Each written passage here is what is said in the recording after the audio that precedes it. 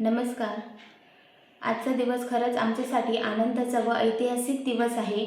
मला सांगताना आनंद होत आहे की गेली कित्येक वर्षे प्रलंबित असणाऱ्या घोडगे-सोनवडी घाट रस्ता प्रकल्पाला अखेर केंद्राची मंजुरी मिळाली आहे. अनेक वर्षापासूनची मागणी अखेर पूर्णत्वास येत आहे.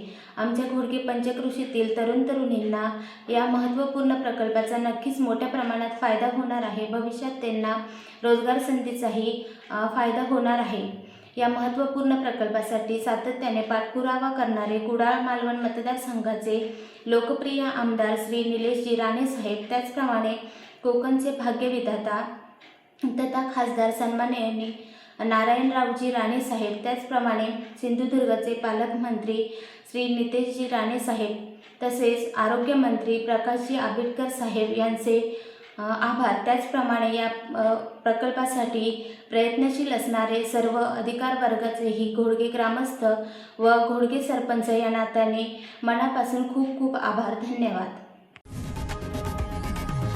लोकशाही मराठी ऐका, पहा, जागरूक रहा.